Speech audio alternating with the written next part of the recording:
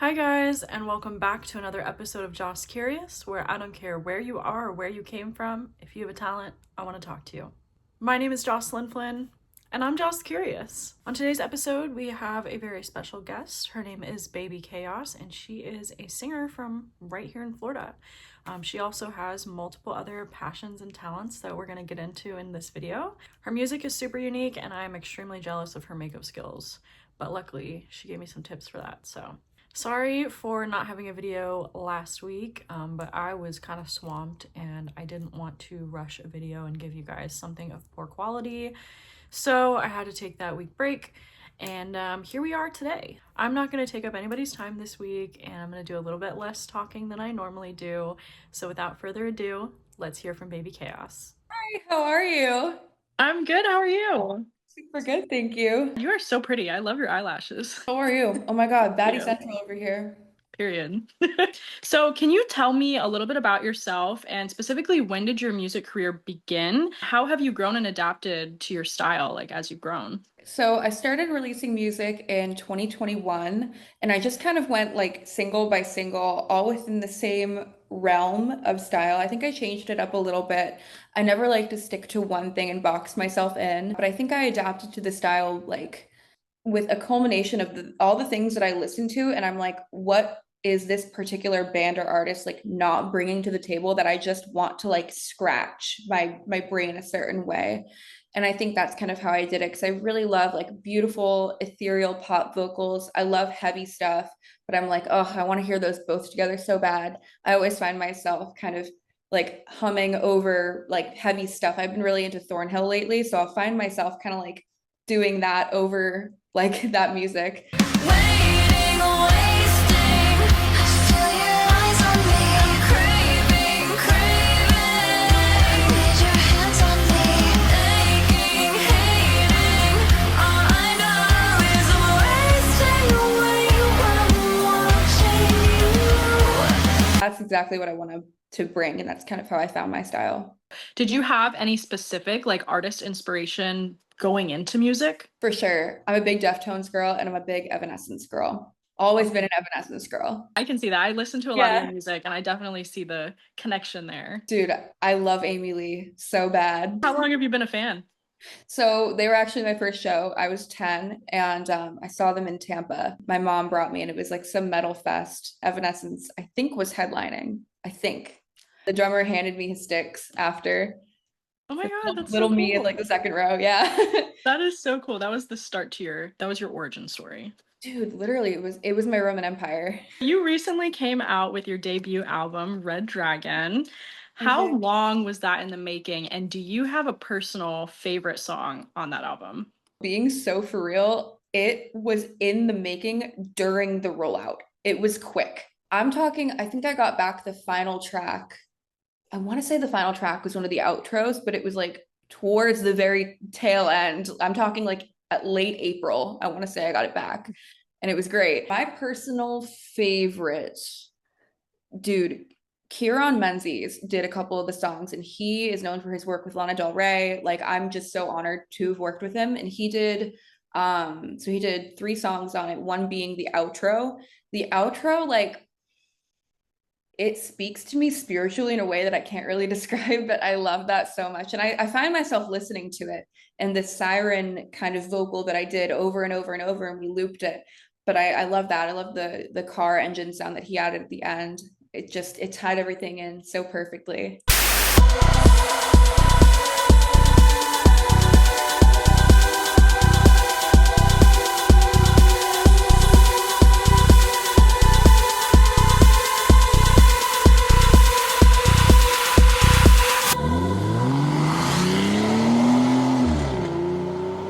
So I would say that's my favorite, even though it's like not technically a song. Other than that, the title track is so interesting and cinematic and different than anything I'd ever done. It was so cinematic. It sounded like a homecoming is the best way to describe it. That's like what came to my mind when I first heard the beat. So yeah. I found out that you are also into the car scene.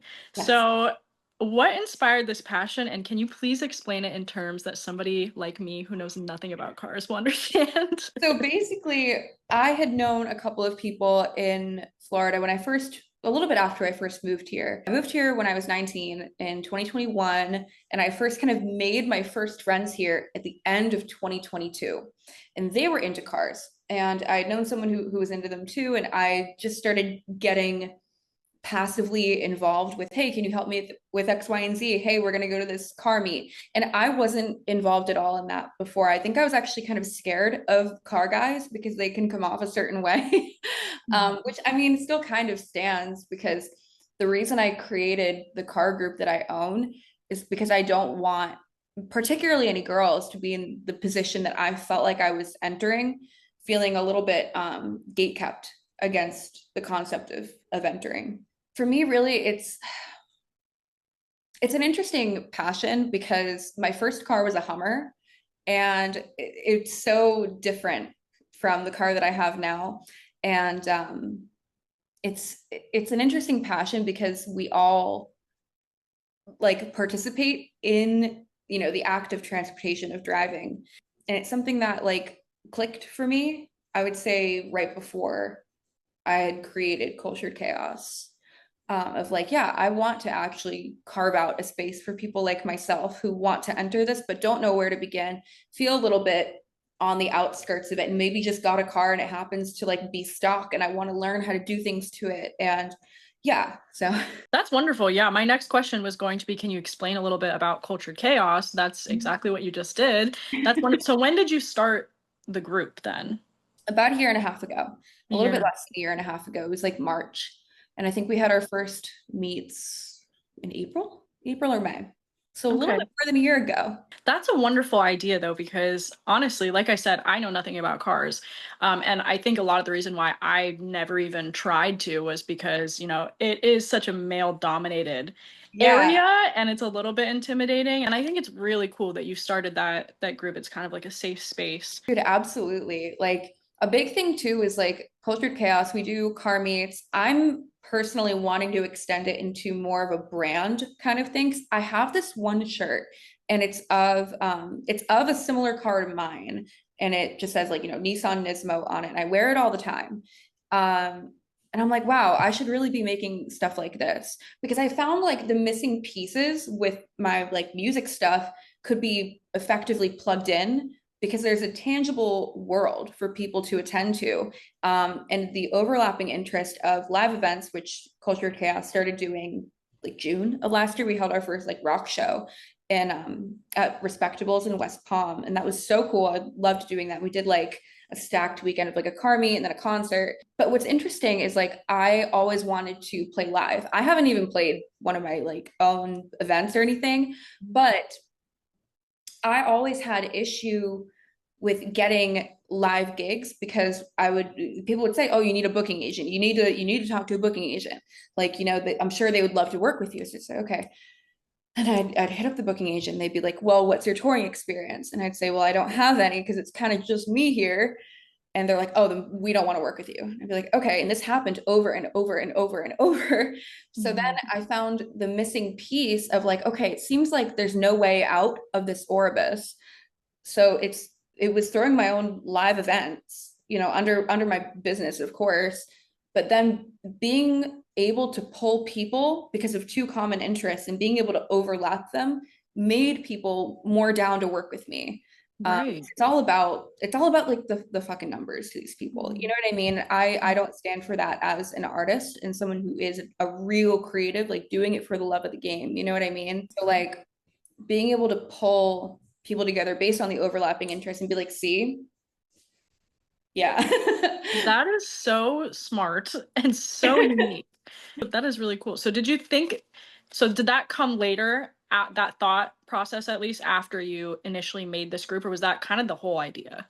I think it came a little bit after as a byproduct, because Okay. the first show was a rock show. And then from there, we did like a couple like rave kind of things. We did a car rave this year, which was so cool. I loved that with all my heart. Like like underground kind of rave vibe in the venue, car meet outside. So cool. I loved it. I want to bring that everywhere. I think it was like kind of a natural byproduct in thinking about it. Because I was like, wait, I can like throw it in these people's faces now. It's great. You actually know one of my mutual friends, Mm. Sammy, Ghost Girl Photography. I love Sammy. So love her. She actually gave me one of my questions. So I thought this was great and I could definitely use this personally. Yeah. So I'm also a Floridian. How do you possibly overcome the Florida heat while also staying a goth baddie? I'll show you these right now. Okay. So this is my primer. I swear by it. I've always sworn by it. Mhm. I like the one with niacinamide in it too. It's like a pinkish color, but this, and then this. I Okay. also like the all-nighter, but I was like in a quick pinch and I needed something. So this is good. Other than that, hold on. I have this. My extensions get hot and they get yucky. They're synthetic, so they get yucky. I mean, all extensions just get yucky like that, but ponytail extension, it stays off of my neck. Where'd you get your ponytail extension? Amazon. Those are my two favorite things right now to like for sure beat the heat. Other than that, like I'm a big electrolytes person, so I always have like a liquid IV in the Stanley. And I can't believe I fell for the Stanley propaganda, but like What is something about you that you think may surprise most people? I went to school for data science.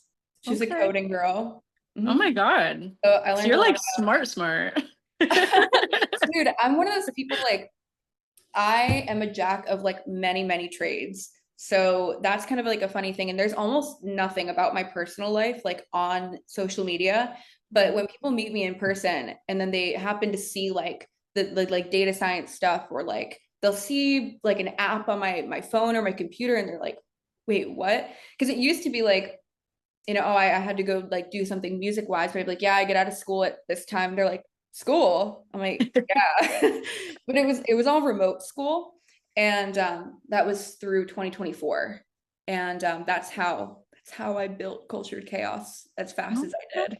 So I did gap analyses on both my own profile. This was like I started with data analytics and then moved up to data science and quantitative analysis. So like I started with data analytics and I had to do an analysis on a business, but I was like, I don't know any businesses, but I do know that I have an LLC and I want to make a car group. So I want to see what I can do with that.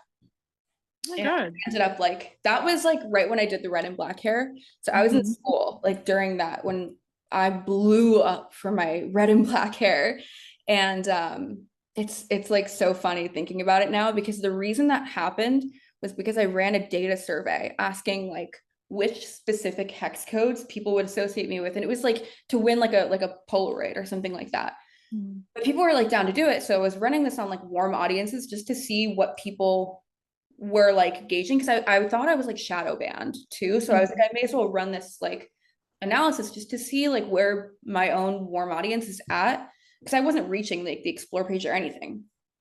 But like the specific hex code of red and black came up. And I was like, okay, well, I'll dye my hair really close to that and see what happens. Yeah, that's what ended up happening. Oh my And God. I got an A. That is so iconic. I Yeah. did see your red and black hair, and that was truly a look. Are you ever gonna go back to that? I think about it all the time, but like I've never been blonde in my life until I think the process ended in like April. Mhm. So I would like to at some point, I could really see like me doing black and red extensions, kind of like Mhm. Christina Aguilera type of thing. I have black like somewhere on the bottom over here, but I would like to do that. Otherwise, I definitely have a black and red wig that I had custom done. I went to this amazing, amazing wig stylist, Davion, and I had him like basically replicate my hair. So, Well, your blonde looks, I mean, it looks natural on you. You oh my work it God. all so well. Oh my gosh, thank you. I did it myself in like 3 weeks. I used TikTok for a lot of it and just kind of seeing like what level my hair was at and like what I needed to do next. But when I have that little itch in my brain to do something, like there's nothing separating me from it. You're gonna do it. No one's Oh, stopping you. it's gonna happen. The last question I have for you is I know you just dropped this album really not long ago at all, but Mhm. what are some goals of yours for the foreseeable future? I won't put a time limit on it, but I would love to, this isn't technically music related, but extend Cultured Chaos into more of a brand. Working on album number 2 right now as we speak. oh my, Like, already? dude, it never stops. Like, after this, I'm probably going to get right back to recording. I would love, love, love to perform live.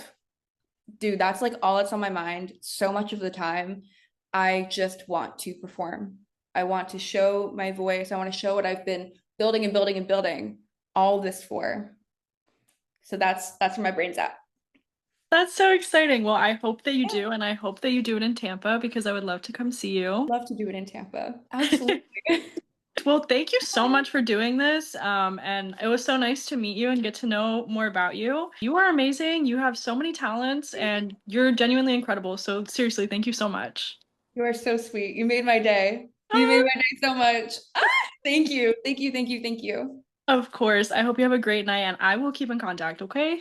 Sounds good. Have a All right. wonderful night. Talk to you soon. Thank you guys for sticking around for another episode of Joce Curious. I hope that you guys enjoyed, and as always, Babychaos's links will all be in the description below. Make sure to like, comment, and subscribe to see what I have in store for you next, and I will see you all next Wednesday. Thanks a lot. Bye, guys. Chaos.